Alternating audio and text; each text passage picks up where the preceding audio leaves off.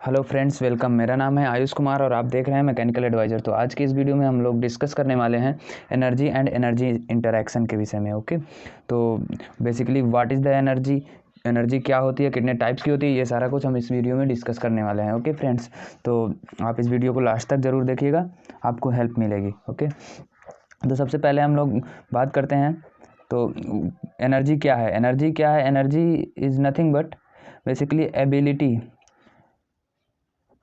ability to do the work।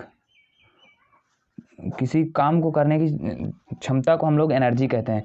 जैसे मेरे अंदर अगर पावर है कि मैं कोई कार्य कर सकता हूँ या 10 किलो या 20 किलो उठा सकता हूँ, तो वो मेरे अंदर एनर्जी है। ठीक है, तो this is the basic meaning of energy.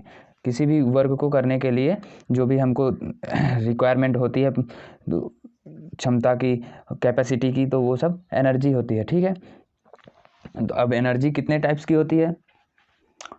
Energy basically दो तरीके से हम लोग देख सकते हैं। एक होती है एनर्जी ट्रांजिट फॉर्म में और दूसरी होती है स्टोरेज फॉर्म में। ठीक है, तो अब ट्रांजिट फॉर्म की बात हम बाद में करेंगे, पहले स्टोरेज फॉर्म की बात करते हैं। किसी भी ऑब्जेक्ट में या किसी भी सब्सटेंस में स्टोरेज फॉर्म में कौन कौन सी एनर्जी होती है उसके बारे में बात करते हैं। तो यहाँ पर देखें तो यहाँ पर दो प्रकार की होती है, माइक्रोस्कोपिक एंड मैक्रोस्कोपिक एनर्जी। ठीक है, माइक्रोस्कोपिक एंड मैक्रोस्कोपिक का डिस्कशन हम प्रीवियस वीडियोज़ में कर चुके हैं, आप चाहें तो वहाँ से देख सकते हैं what is the meaning of this. Okay, so microscopic energy जो होती है वो होती है हमारी kinetic energy and potential energy. Kinetic energy basically क्या होती है?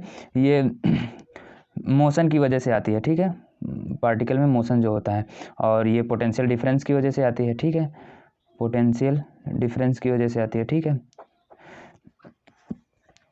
ठीक है। अब ये माइक्रोस्कोपिक एनर्जी में इसको कंसीडर किया जाता है। ओके, और फिर इसके बाद हम लोग माइक्रोस्कोपिक एनर्जी देखें तो यहाँ पर इंटरनल एनर्जी, इन्हीं माइक्रोस्कोपिक एनर्जीज को बोलते हैं जो हम लोग फर्स्ट लॉ में पढ़ते हैं। डी जो होता है, डी जो हम लोग लिखते हैं ना, D plus del W is equal to क्या हो जाता है?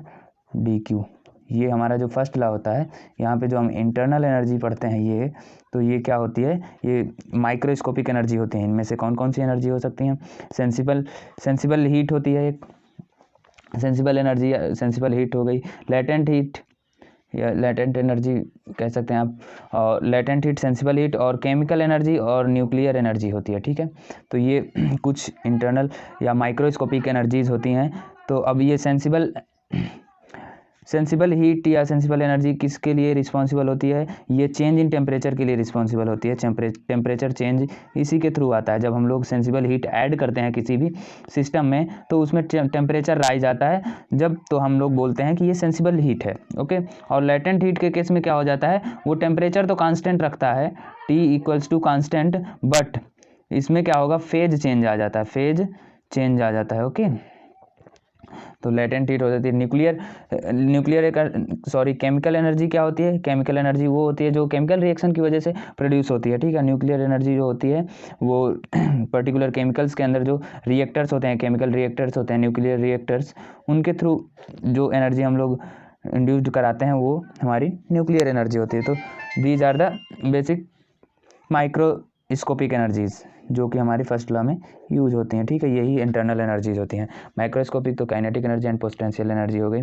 अब ये एनर्जी इन स्टोरेज हैं। ठीक है, स्टोरेज फॉर्म में रहती हैं किसी भी ऑब्जेक्ट या बॉडी में, उसके अंदर स्टोर होके रहते हैं। ठीक है, ये जितनी भी एनर्जीज हैं, और ये क्या होती हैं?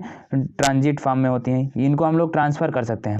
जैसे हमने यहाँ से ट्रांसफ़र किया तो यहाँ से कुछ दूसरे फॉर्म में निकाल सकते हैं। ठीक, जैसे कि हम हीट देकर वर्क आउटपुट लेते हैं किसी भी इंजन के थ्रू, और या फिर वर्क देकर हीट भी कभी कभी प्रोड्यूस करते हैं। ठीक है, तो इस तरीके से जैसा कि हम लोग करते हैं RAC में वर्क देकर हम लोग हीट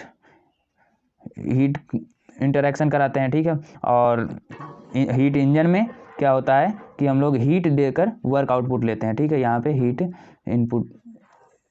हीट आउटपुट हो जाती है और वर्क इनपुट होता है। ठीक है, रेफ्रिजरेटर के केस में, हीट इंजन के केस में इसका जस्ट अपोजिट हो जाता है। तो ट्रांजिट फॉर्म में जो एनर्जीज होती हैं वो हमारी हीट होती है, वर्क होती है और मास फ्लो होता है, मास इंटरेक्शन होता है। Heat interaction, work interaction and mass interaction, ये बेसिकली हो जाते हैं ट्रांजिट फॉर्म ऑफ एनर्जीज।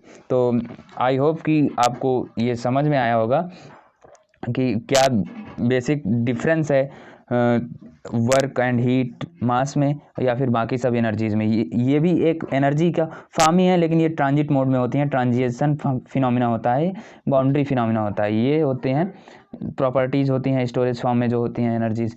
तो आई होप कि आपको क्लियर हुआ होगा। तो thank you for watching. Please video को लाइक करिए, शेयर करिए और चैनल को सब्सक्राइब करिए। Thank you.